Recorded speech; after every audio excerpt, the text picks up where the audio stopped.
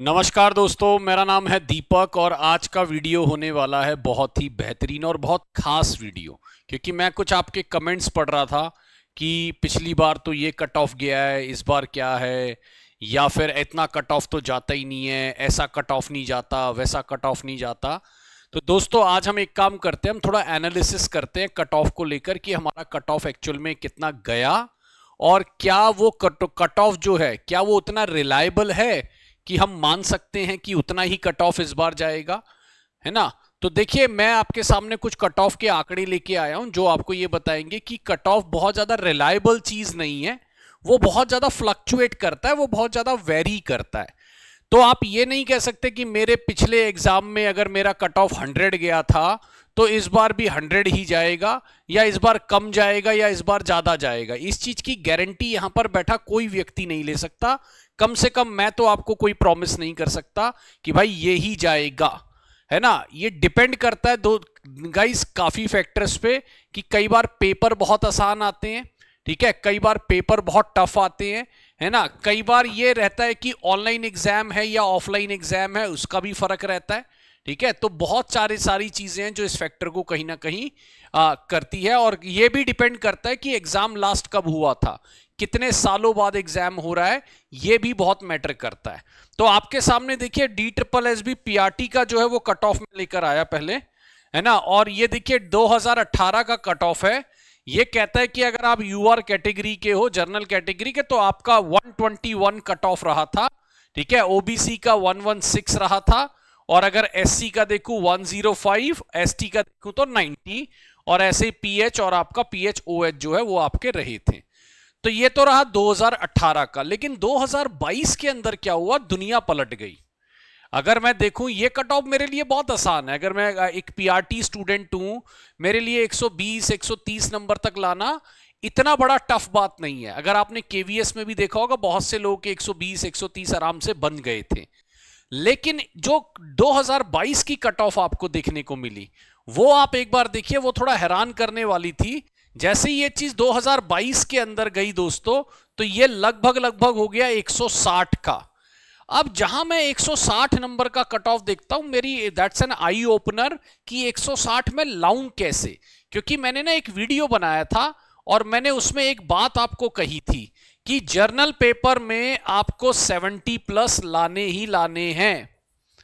Journal paper में, खासकर PRT के अंदर, खासकर बोल रहा हूं, जर्नल पेपर में पीआरटी के अंदर आपको लाने हैं 70 प्लस। और यही अगर टीजीटी पीजीटी चला जाए तो मैं मान के चलता हूं ये 60 प्लस यहां भी चाहिए होंगे, ठीक।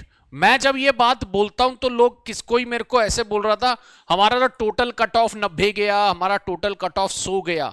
मैंने कहा जो गया वो गया, लेकिन अभी करंट की सिचुएशन बहुत अलग है, लोगों के तैयारी करने का लेवल बहुत अलग है ना। आज के टाइम में लोग बहुत टेस्ट सीरीज लगाते हैं, बहुत हाई लेवल तक चीजें लेके गए हुए हैं, ठीक है। मैंने उनका नॉलेज देखा है दोस्तों, बहुत शानदार तैयारी लोगों की होती है।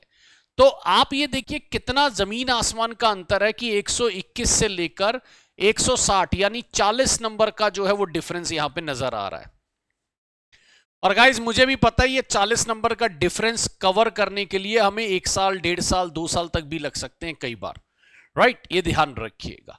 अब अगर मैं टीजीटी की बात करूं, देखो टीजीटी के अंदर कुछ पॉइंट आपको मैं बताऊंगा, एक आध केस में ये घट भी जाती है। अच्छा, ऐसा नहीं है कि अगर 100 आई है तो इस बार 120 आएगी, इसकी भी कोई गारंटी नहीं। मैं वही आपको बता रहा हूं कि कट ऑफ की ये नहीं है कि भाई अब की बार ये, क्योंकि ये बहुत फैक्टर पे डिपेंड करता है आपके। मोस्ट प्रॉब्ली अगर मैं बात करूं तो ये पेपर की टफनेस पे भी डिपेंड करता है कि भाई पेपर कितना टफ आया था, ठीक है। हाँ जी, और कई बार ऐसा भी होता है कि पहले पेपर ऑफलाइन मोड में लिया जाता था, अब हो सकता है ऑनलाइन मोड में, तो उससे भी इंपैक्ट पड़ता है, ठीक है। हाँ जी, कई बार वो पॉजिटिवली पड़ता है, कई बार वो नेगेटिवली पड़ता है। अब अगर मैं आपको एक छोटी सी बात बताऊं, जैसे टीजीटी नेचुरल साइंस लीजिए, फीमेल का जो है ये 103 गया अगर मैं बोलूं 2021 में। अब अगर यही आप देखोगे फीमेल का नेचुरल का ये 123 हो गया। अब टीजीटी नेचुरल साइंस का जो चीज 103 थी वो क्या हो गई, एक ही साल में 123 हो गई। ठीक, अगर आप देखेंगे टीजीटी नेचुरल साइंस मेल का, अगर आप देखेंगे मेल का 80 था, देखिए मेल का टीजीटी नेचुरल साइंस 80 था, और ये क्या हो गया अब आपका, ये बन गया 108। तो यानी समझिए 20-20, 30-30 नंबर का परसेंटेज का फर्क जो है वो आ रहा है, ये मान के चलिएगा। हाँ, लेकिन कुछ ऐसे भी हैं, जैसे आप यहां पर देखेंगे कि यहां पर देखिए, अगर मैं देखूं टीजीटी इंग्लिश, यहां पर 100 आया, आगे देखिए यहां पर 100 कितना है टीजीटी इंग्लिश का हमारा, एक सेकंड देख लेता हूं मैं, रुकिए। हाँ जी, DSSS टीजीटी इंग्लिश जो है वो 100 नंबर, 100 कट ऑफ गया। अब अगर मैं यहां पर देखूं तो ये 104 गया, तो बहुत ज्यादा फर्क नजर नहीं आया आपको, है ना, इसके अंदर बहुत ज्यादा फर्क नजर नहीं आया। टीजीटी मैथ फीमेल, अगर मैं टीजीटी मैथ्स का देखूं, खैर यहां पर 82 रहा, ठीक है 82 रहा, यहां जेंडर नहीं दे रखा, और ये जाके जो है अब आपका 102 बन गया। तो मोस्ट ऑफ दी केसेस के अंदर अगर आप देखेंगे तो कट ऑफ जो है वो बढ़ रहा होता है, मोस्ट ऑफ दी केसेस में कट ऑफ जो है वो बढ़ रहा होता है। जैसे मानिए इंग्लिश का अगर मैं आपका एग्जांपल लूं, यहां पर टीजीटी इंग्लिश का देखिए यहां पर 81 गया है मेल के लिए। ठीक, अब मैं मान के चल रहा हूं, कोई सोचे यार मेरा तो सिलेक्शन पक्का है क्योंकि मेरे तो मॉक टेस्ट में 100 110 आ रहे हैं, मैं कहूंगा भाई बिल्कुल सिलेक्शन पक्का मत मानिए इसको। अगर ये 81 है तो मैं चाहूंगा आप इसको 140 तक लेके जाएं, है ना। अगर मानिए ये आपका टीजीटी इंग्लिश आप मेल फीमेल है, आप कहते हैं सर मेरा तो 120 आ रहा है मॉक टेस्ट में, मैं सेफ हूं क्योंकि पिछली बार तो गई थी 81, पिछली बार गई थी 81, मैं बहुत सेफ हूं। मैं कहता हूं आप सेफ हैं जब आप लाएंगे 140 या 150, तब मैं आपको सेफ मानूंगा, क्योंकि यहां पर कोई गारंटी नहीं है कि ये किस लेवल तक फ्लक्चुएट करेगी। हो सकता है कि ये 20 नंबर, देखो एक एवरेज माना जाता है कि 20 से 30 नंबर तक मैक्सिमम बढ़ सकती है। मतलब अगर यहां पे 80 है तो मैं मान के चल रहा हूं ये 110 120 से ऊपर नहीं जानी चाहिए। But on a safer side, on a safer side मैं मान के चलूंगा कि मैं अपना स्कोर लाऊं 140 के आसपास, जो कि ऐसा नहीं है आ नहीं सकता। लोग जर्नल पेपर पे उतना कई बार नहीं ध्यान देते, अपने मेन पेपर पे देते हैं, या कई लोग जर्नल पेपर में लगे रहते हैं। दोनों का एक बैलेंस बना के चलिए, उसमें अगर आपके जर्नल पेपर में 60 या 70 नंबर आ जाएंगे, है ना, इधर भी 60 या 70 नंबर लाने में आपको इतनी दिक्कत नहीं आएगी, राइट। तो अगर मैं बात करूं 104 है, 104 है आपका क्या टीजीटी इंग्लिश फीमेल, तो मान के चलिए 120 से 130 तक ये जा सकता है, 120 से 130 तक जा सकता है। और फिर मैं बोल रहा हूं इसकी गारंटी इसलिए नहीं है क्योंकि ये फ्लक्चुएट करती है on the basis of the कि आपका पेपर कितना टफ आ रहा है, राइट। तो ये आप देख लीजिए। सबसे बड़ी मैं आपको बात बोलूंगा, देखिए पीआरटी में मुझे नहीं लगता बहुत ज्यादा स्कोप बचा है कि अब वो 160 से भी ऊपर जाएगा, क्योंकि 160 जो है मुझे लगता है वो ऑलरेडी अपने आप में बहुत हाई स्कोर है। 200 में से 160 लाना अपने आप में बहुत हाई स्कोर है। 140 130 तक कोई भी समझ आता है, लेकिन 160 मुझे नहीं लगता पीआरटी में और ज्यादा इसमें बढ़ सकता है। 2-4 नंबर 5 नंबर ऊपर जाए तो जाए, बाकी पॉसिबिलिटी है कि पीआरटी की हो सकता है घटकर ही आए। 160 नंबर आना बहुत बड़ी बात है दोस्तों, मेरा मानना है जहां तक। तो पीआरटी को तो मुझे लगता है ऑलरेडी मतलब कहते हैं ना टॉप लेवल पे आई हुई है मेरिट। बाकी जो है आप एक बार जरूर देख लीजिएगा कि आपके जो एग्जाम है, इसमें सारे एग्जाम की तो अभी नहीं हुई थी क्योंकि जितने एग्जाम हुए थे वो मैं आपके सामने दिखा रहा हूं। पीजीटी आपका 300 में से देता है दोस्तों। तो पीजीटी अगर मैं लास्ट टाइम देखूं पीजीटी इंग्लिश कहां दे रहा है, पीजीटी इंग्लिश का देखिए 183 है ना, पीजीटी इंग्लिश का 100, ये थोड़ा सा ब्लर नजर आ रहा होगा आपको, है ना, हल्का सा ब्लर नजर आ रहा होगा। तो पीजीटी का 100 इंग्लिश का 183 है जो फीमेल का है। और अगर मैं बोलूं तो पीजीटी हिंदी देखिए 191 आया है। अगर मैं देखूं तो सिर्फ बायोलॉजी को छोड़ के कोई भी 200 नंबर क्रॉस नहीं करा है, बायोलॉजी को छोड़ के कोई भी 200 नंबर क्रॉस नहीं करा है, ठीक है, ये ध्यान रखिएगा। तो इसका मतलब ये है कि इसमें अगर हम 10+ 20+ का अगर लेके टारगेट चलें, है ना, और मैक्सिमम अगर मैं बोलूं 30+ का, तो हम एक सेफ स्कोर के अंदर जा सकते हैं। मैं बोलूंगा देखो पीआरटी अब नहीं करना, पीआरटी का मेरा मानना है कि 160 हो गया।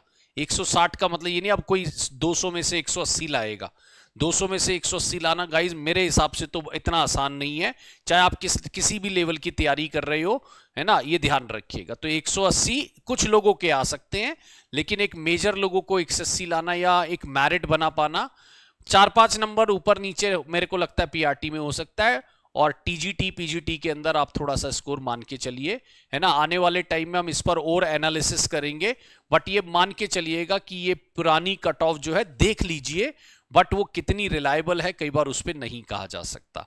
तो तैयारी आप अपनी करते रहिए। मैं हमेशा से एक पॉइंट आपको बोलता हुआ चल रहा हूं कि भाई टेस्ट सीरीज लगाना मत भूलिएगा। आप कहीं से भी लगाइए, कोई भी रिलायबल टेस्ट सीरीज लीजिए, टेक्स्ट बुक की टेस्ट सीरीज बहुत रिलायबल रहती है, ठीक है। बहुत से लोग एसएससी या कोई भी एग्जाम्स के लिए इसको जो है प्रेफर करते हैं। मेरा नंबर भी आपको दिया हुआ है ना, इस पर आप कॉल करके course related, text series related कोई भी बातें कर सकते हैं। ये मेरी डिटेल है, मैं थोड़ा सा हट जाता हूं, ये सारी मेरी डिटेल है दोस्तों। Call WhatsApp number 8178970961। अगर आप डायरेक्ट कूपन कोर्स ले रहे हैं तो उसमें मेरा कूपन कोड दीपक लगा सकते हैं। अगर आप टेक्स्ट बुक से कोई कोर्स ले रहे हैं तो आप दीपक मेरा डायरेक्ट कोड लगा सकते हैं। टेस्ट सीरीज अगर आप ले रहे हैं तो आप उसके लिए दीपक पास कोड मेरा लगा सकते हैं, ठीक है। मैक्सिमम बेनिफिट आपको मिलेगा। मेरी जो क्लास होती है DSSB TGT PGT और उन सब के लिए, उसके लिए आप मेरे साथ जुड़ सकते हैं 10:30 में जो चैनल है हमारा वो क्या है दोस्तों, TGT PGT by textbook by super coaching. तो ये मेरी पूरी डिटेल है जिसमें आप मेरे से कनेक्ट हो सकते हैं, है ना। और मैं आपको DSSB और बाकी एग्जामों को लेकर अपडेट करता रहूंगा। और मैं कहूंगा भाई देखिए ये पीक टाइम है। मैं बार बार बोलता हूं, मेरे पास बहुत क्वेरी आती है सर एग्जाम कब हो सकता है। मैं कहता हूं ये मान के चलिए अगले हफ्ते हैं, है ना, मान के चलिए। आप पूछ क्यों रहे हैं, मेरी सीधी सी बात है, तैयार होके खड़े रहिए यार। मैं हमेशा से बोलता हूं किसी भी अभ्यर्थी को, किसी भी अगर मैं बोले एस्पायरेंट को, है ना, उससे अगर पूछा जाए भाई कल ले ले, तो आप कहो सर कल ले लो एग्जाम, बस हम एग्जाम के लिए तैयार है। बार बार पूछ के जो होता है ना, वो लगता है कि चलो अभी तो टाइम है, अभी तो थोड़ा और टाइम है ना। और जैसे ही गवर्नमेंट कहती है जी आ जाओ 1.5 महीने बाद एग्जाम दे दो, एकदम हाँ हुल्ला मच जाता है।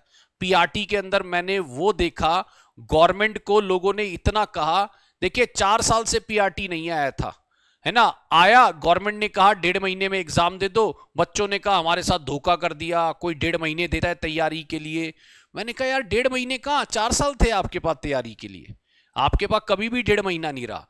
गवर्नमेंट ने आपको कहा कि फॉर्म भरिए आइए, क्योंकि आप 4 साल से तैयारी कर रहे हैं, तो अब आपको और क्या तैयारी करनी है। तो मैं मान के चल रहा हूं आप भी ऐसे ही हैं कि आप काफी टाइम से तैयारी कर रहे हैं, तो अब गवर्नमेंट आपको किसी भी दिन कहेगी आइए एग्जाम में बैठ जाइए, ठीक है।